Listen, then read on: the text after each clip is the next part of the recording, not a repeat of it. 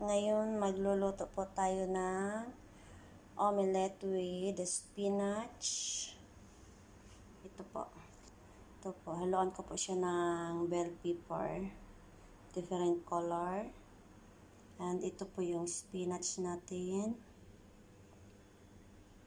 At white onion. At ito yung egg. Yung egg natin may ano na po yan. May salt and pepper na po yan. Nilagyan ko na. And we use olive oil. Okay. Una pong gawin is mimix po natin yung spinach.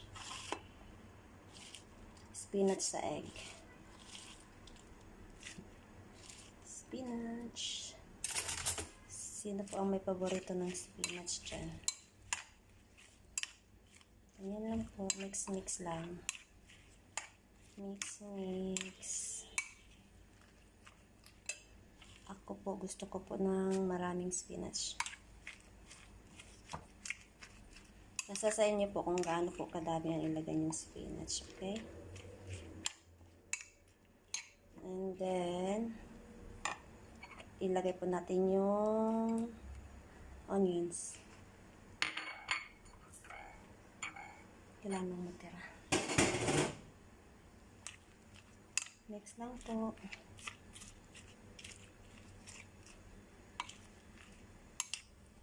Mix lang po ng maayos. Yung onion and eggs.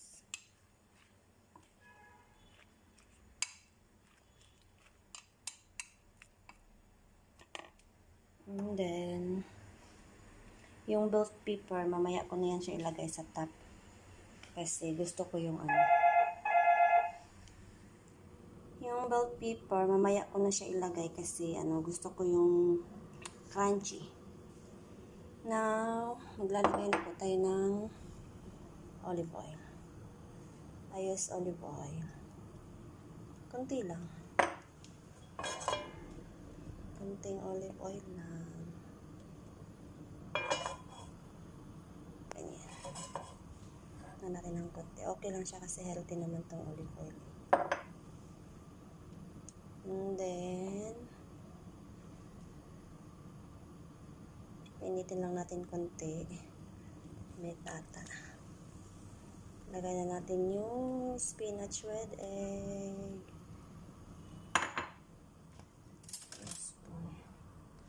Let's see.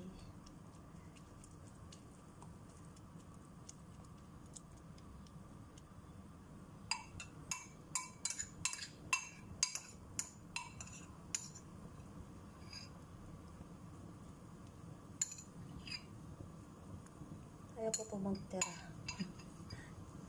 Gusto ko po nakalagay lahat.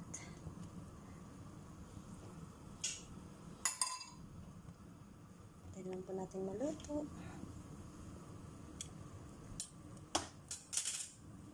Pwede na natin ilagay yung green pepper. Bell pepper. Para ganda yung kulay.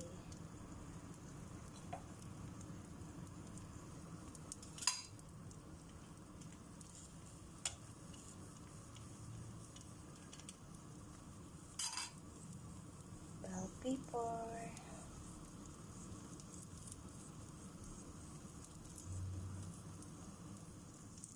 Luto na po siya. Baliktarin na po natin.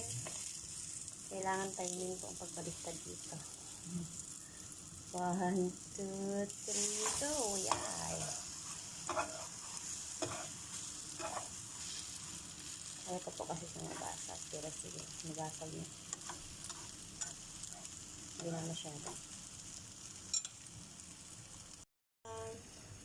Luto na po siya. Ilipat na po natin dito sa pinggan. Yay!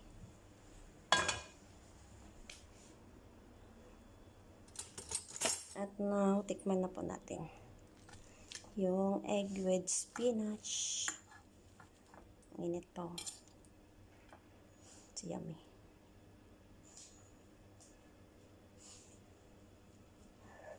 Iniwan ko kasi medyo sunog. Mmm. Mmm.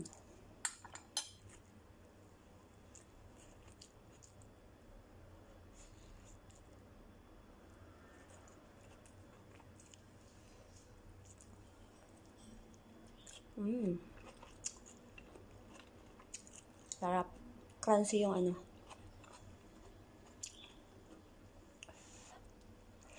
Mmm. Try nyo to guys. Promise. Sobrang sarap.